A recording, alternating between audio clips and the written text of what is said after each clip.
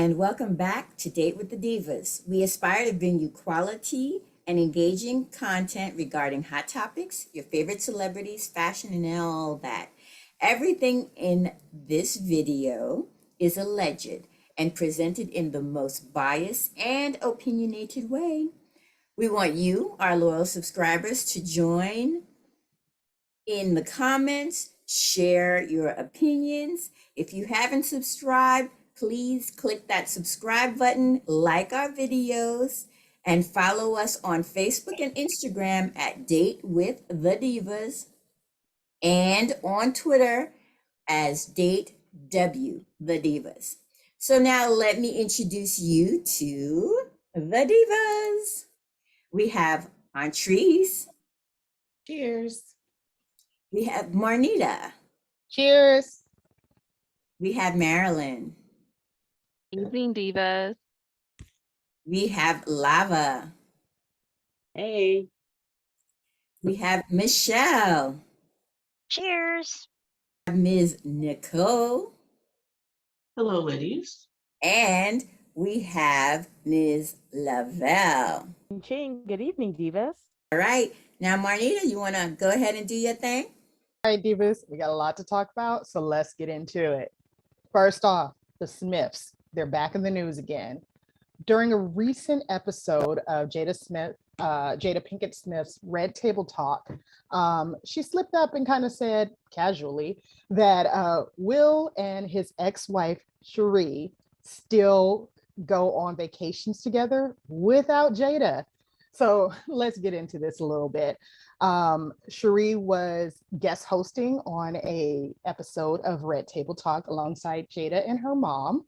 And the topic was toxic forgiveness. So while having a interview with country superstar, excuse me, I'm just getting her name, Jenna Kramer, they were talking with her about her divorce and her journey into co-parenting. And just kind of casually, Jada was like, oh yeah, Will and Sheree are in a great place. They go on vacations together still. And Sheree was like, hold up, please clarify that for the people. For me, Jada didn't really clarify it. She was just like, well, if he's going on a book tour and his mom and sister are going, you know, they go together and I'm not there, or something like that, she said. So Sheree and Will were married for 3 years. 2 years after their divorce, Jada and Will got married. Sheree and Will have a son who is 29. He'll be 30 this year. And Jada and Will have 2 kids, Willow, who is 21, and Jaden, who is 24. So a couple of questions for you, Divas. Would you be okay facilitating the co-parenting of your husband or partner or wife, whatever y'all got out there, and their ex-spouse or partner by including them on your family vacations or holidays? Or would you allow your ex to vacation, allow your spouse or partner to vacation with their ex? Should you start seeing someone before the divorce is final? And could you become friends with your current partner's ex? Talk to me, Divas.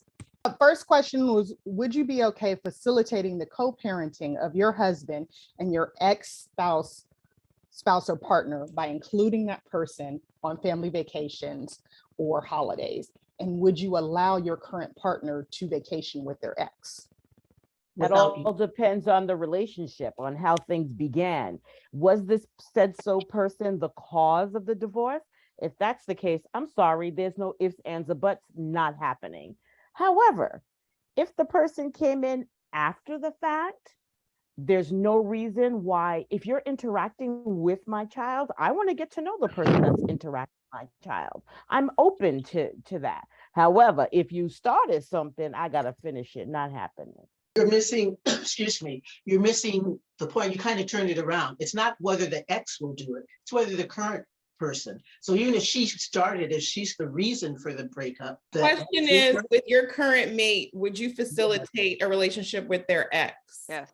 Yeah. And I'm gonna speak sorry, little bit. I was gonna speak from experience. I've actually been in a couple relationships where the gentleman had kids with other women, and I actually became really good friends with one of my ex's, now ex, girl or baby's mama at the time. Sorry about that.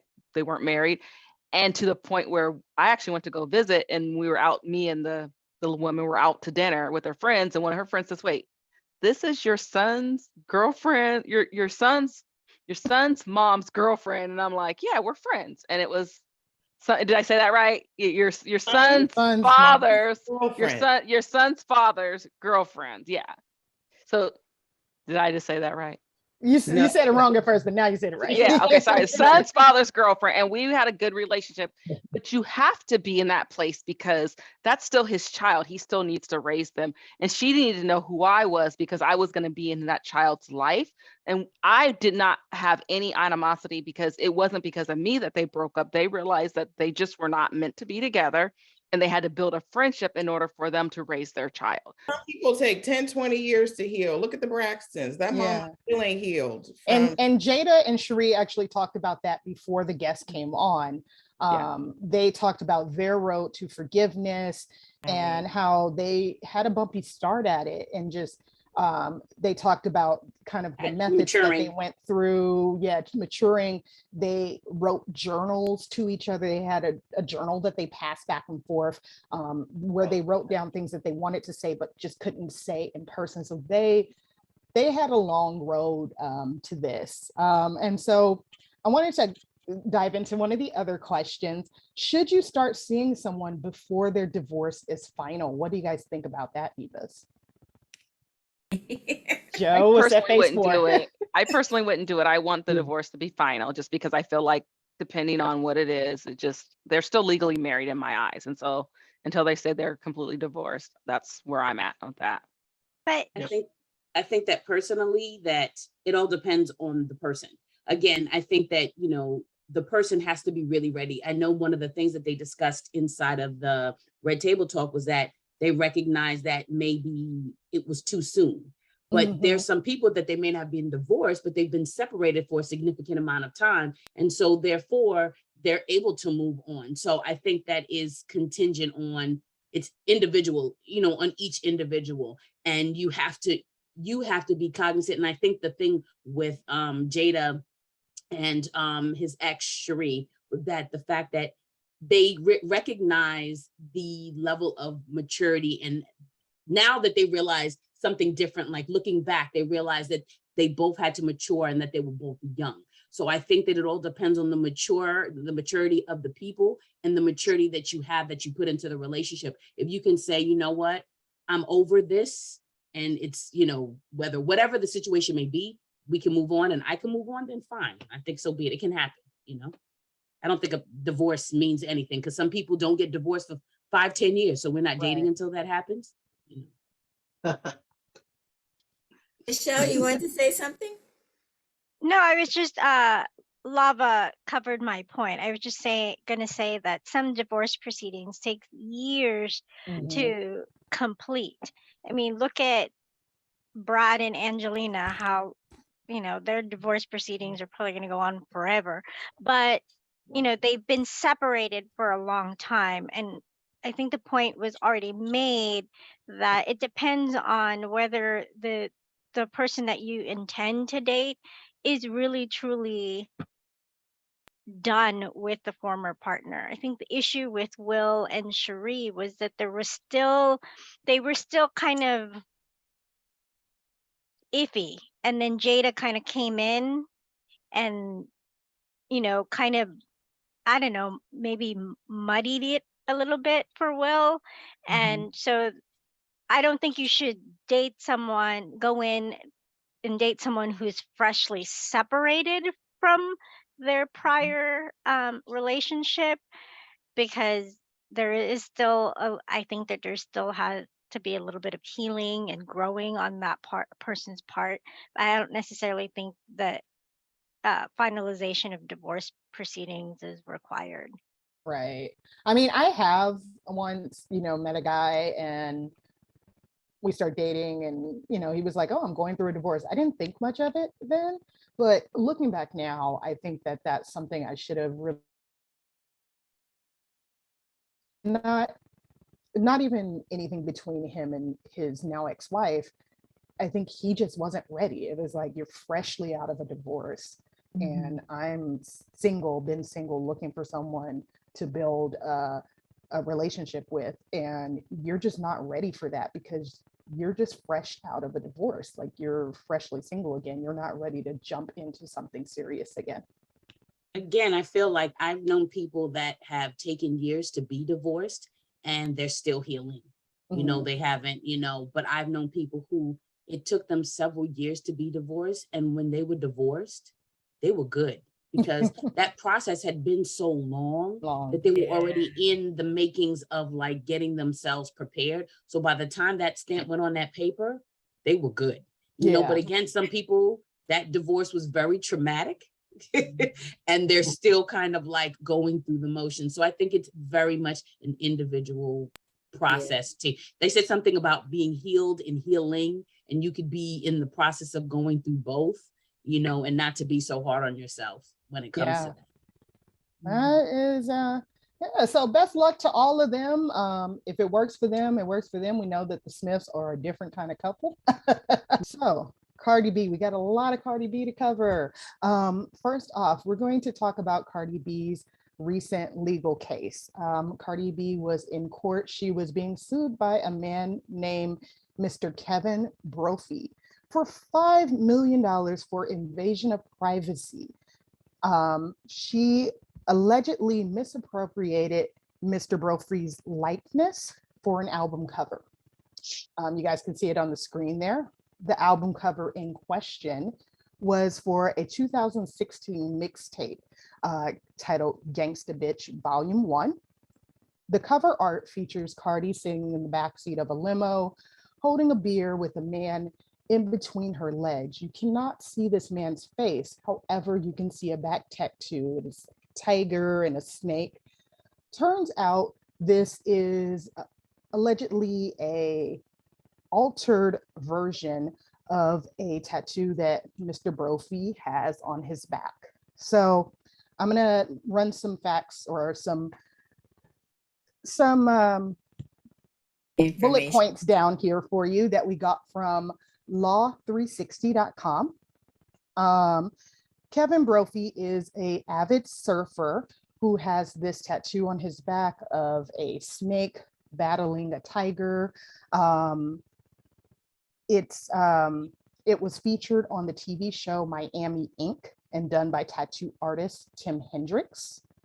Mr. Brophy has stated that he does not like having this replication of his artwork out there and it looking like him because he doesn't like, he's married, he doesn't like that it's implying that he was doing a sexual act on anyone but his wife, and he does not want his children to grow up and see the image and think that it's him because of the tattoo. Some of Cardi's team's arguments were that the evidence, Cardi's team said that the evidence would show that she never owned the mixtape and she did not have control over the cover of the artwork on the mixtape.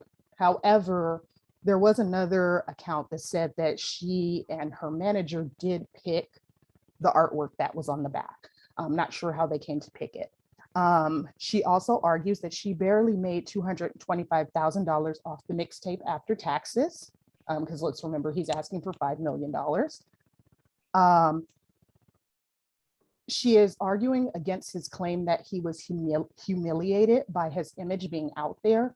According to Cardi B, Mr. Brophy filed the suit. TMZ got a hold of the case. And when TMZ got a hold of the case, Mr. Brophy came forward and said, oh yeah, that's me. So she's like, how are you gonna be humiliated when you outed yourself? She also argues that Mr. Brophy did not suffer any losses as a result of this artwork. He did not get divorced. He didn't lose any jobs. He didn't lose his children.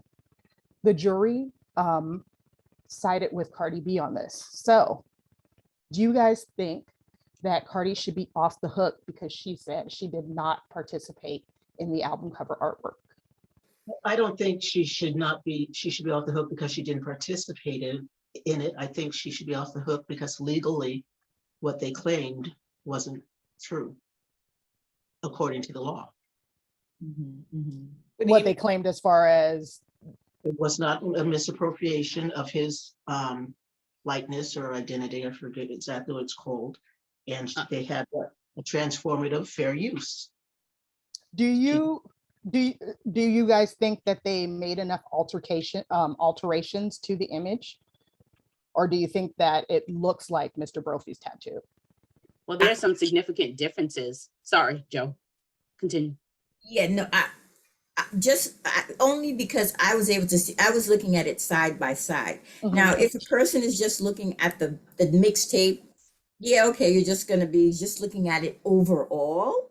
But when I was looking at it side by side, me personally, yeah, I did see similarities. I saw the woman's face. I saw the tiger portion. I mean, looking at it, like I said, side by side, I would have thought that, yes, this was the individual. But I noticed a neck tattoo, like on the guy, he has a neck tattoo. The guy actually in the picture, you can say that his neck is fresh. Also, what I know is that what they also said was like Brophy, he's a bald-headed white guy, whereas the guy in the image was a brown person. I don't even know what they said, but he wasn't. He was black. He was black. He was black. Okay, so he was black, and he had hair. Right. So, I couldn't tell all that from the image, though. And when you see him bent down, you can see that he has hair. And you know that Brophy doesn't have hair. He's the bald white guy who has, I think, tattoos on his head. But honestly, when you're looking at it, you're going to look in center wise, right? I mean, this is your line of focus is going to be center wise. And when you're looking at center wise, you're going to be looking at the design. You know what you're going to be looking at? You're going to be looking at the beautiful Cardi B of the picture, who has a gentleman in between her legs pleasuring her. That's what the image gives. And I wasn't even paying attention to the tattoo. I was just like, oh, okay. Yeah. If Mr. Brophy hadn't let us know that was his back, none of us would ever have put those two together. That math for us. Nicole, I wanted to ask you, you said fair use. What do you mean by that? I'm just quoting what they sued on. I'm not an attorney. Just went based on what they said and how. That's why I was looking for what the law actually was, what they decide, and based on what they were given, they decided she didn't break the law. Right. And I don't know if, just to answer the question that was thrown out, from my opinion, and I am a graphic designer, so I was really interested in this topic. I don't know if it's specifically Cardi that needs to be gone after, but I do think that this was not okay, just because one, it was an image of someone else. I mean, even if it was a tattoo. But the art associated to a person, the art associated with the actual artist. I'm sorry. The art itself is associated with a person. Well, it's associated with the person that it's on, and it's done by a different artist, which is a whole other thing. It wasn't the artist suing her. It was the man who was wearing. No, I know that. That's what she's saying. I know that. I'm just kind of making a couple of different points. By knowing and talking to some graphic designers that are coming up, I think with images being so easily gotten and taken from the web, that I think some designers and some artists don't really realize that that's unethical and against the law, that you just can't go and pick up an image off the web and superimpose it onto your artwork. For me, if I were working on that project and they were like, hey, we need, because the model had a tattoo that the record company didn't like, and they said it was too cartoonish. So for me, if I'm going to go look for inspiration, I'm not going to pull like, oh, here's an actual tattoo that someone has and show it to the client. I'm going to use it as inspiration and maybe go and find an image that I can use. I'm either going to draw something or I'm going to buy a stock image that is licensed for that use.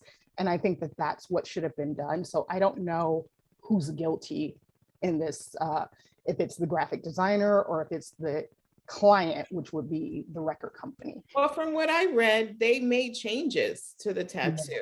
And And so they- changes that it becomes another piece of art. I mean, come on, let's not act like people are making all these images up in their And head. they're not, but they're not supposed to. That's And this is the mixtape people. These are mixtape people that are Right, selling and it at the corner bodega. right, And he yeah. got $50. And they're not, but they're not The supposed original to. artist who put the tattoo on Mr. Brophy, he saw those images somewhere else. Like everybody's borrowing from everybody a And little. you borrow, but you don't make it so that it looks the same side by side. That's Right. my opinion as an artist. You know, when you go into a tattoo parlor, don't you say, I want a tattoo that looks like this? Isn't that what people do? I mean, I don't there know. did- Honestly, personally, excuse me, I have to plug in my computer. Y'all keep going. There is a difference between a generic design of, let's say, like a Celtic band. That those are very popular, I think, in tattoo parlors.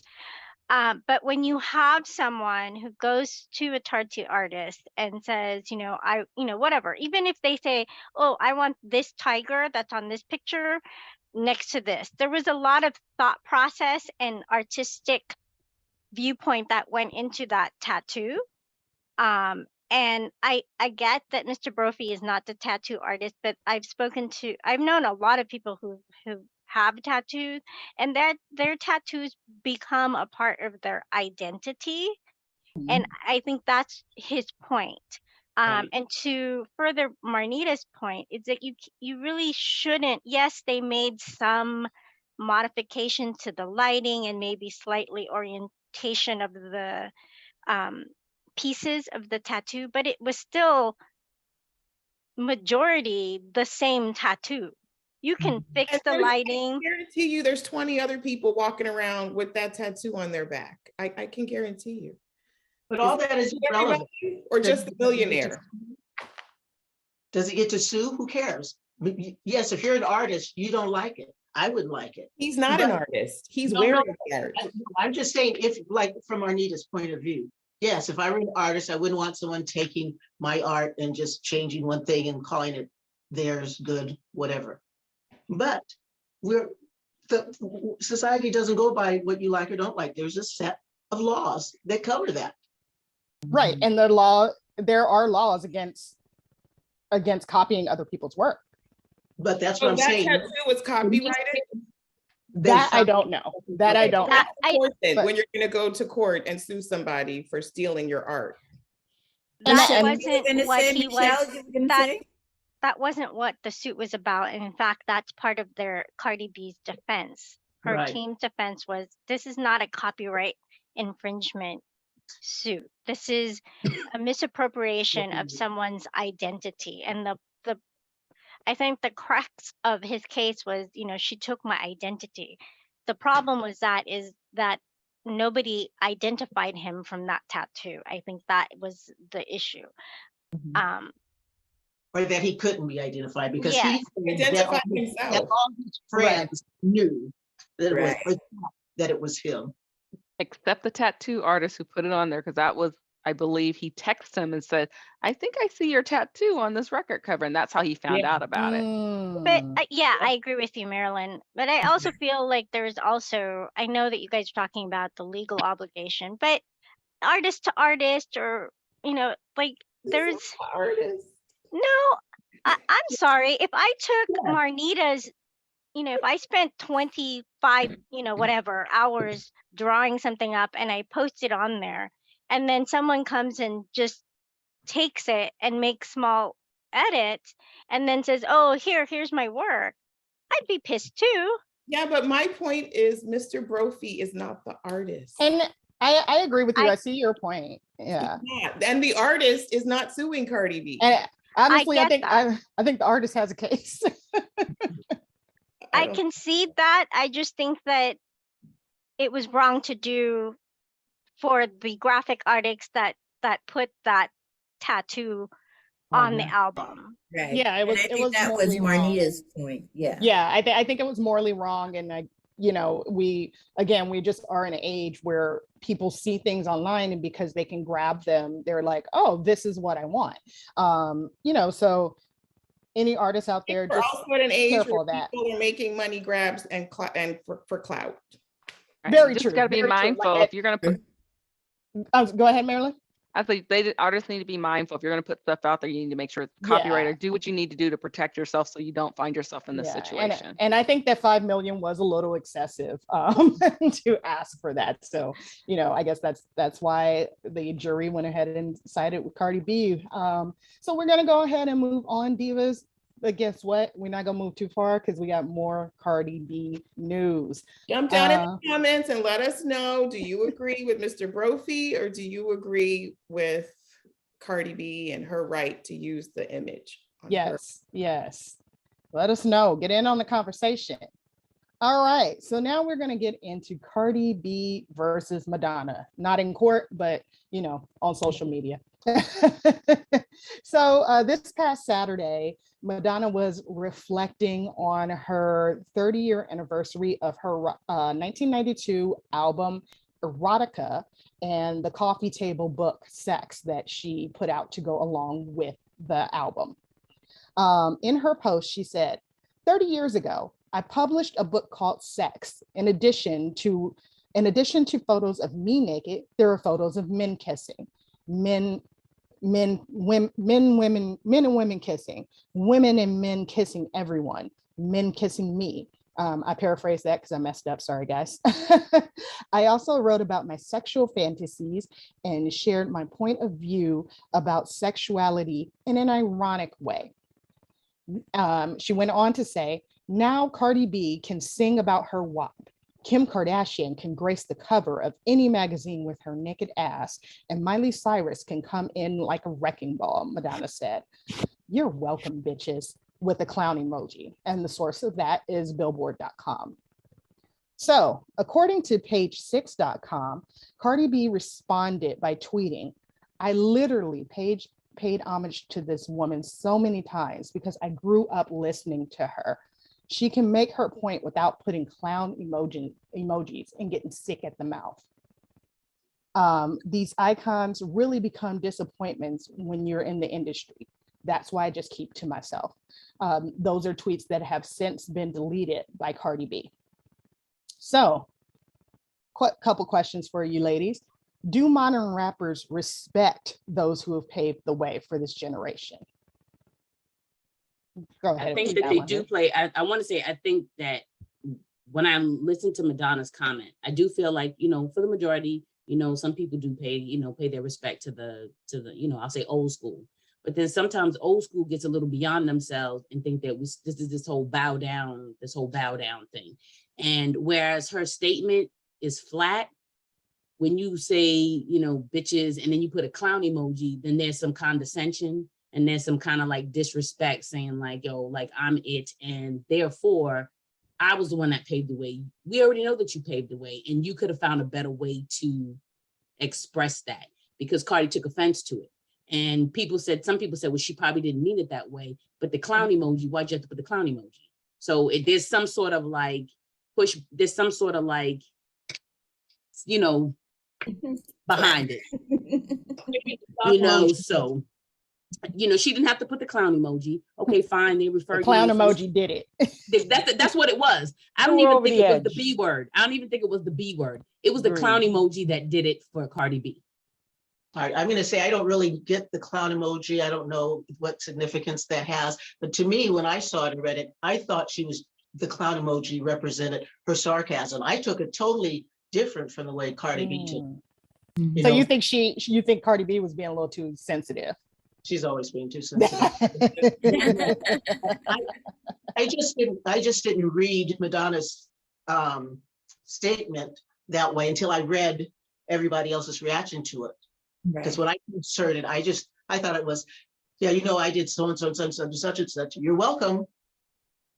Just I don't know, tongue in cheek. But I'm not inside the woman's head. I don't know. As Cardi B would say, ah. Well, a lot of Madonna fans came at Cardi, and she was fighting with Madonna's fans, I think, after they were kind of making the point Nicole was making, that, girl, you're being a little too sensitive.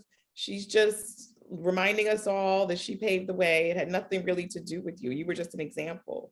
And they have made up just enough. Yes, she would try. Yeah, she had had a Yeah. conversation. Yeah.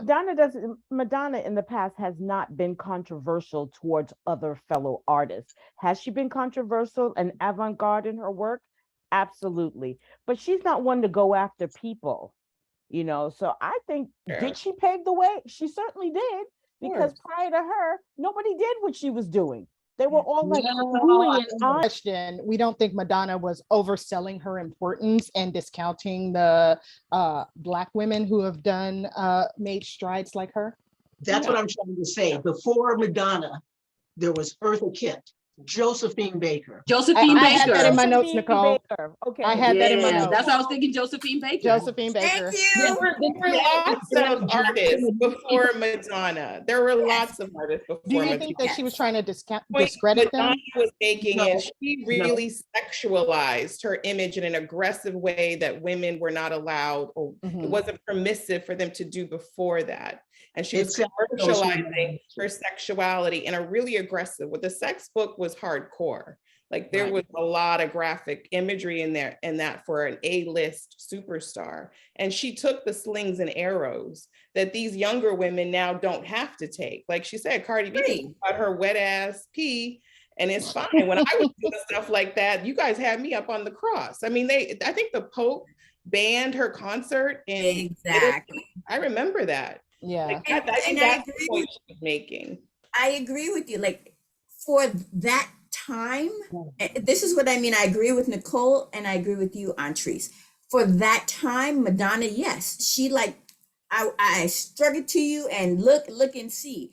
But just like Nicole was saying with Josephine Baker, for her time, wearing these bananas and just her boobies and just a minor covering, that was a big thing for her time. She was However, also nude at times. That's what I'm saying.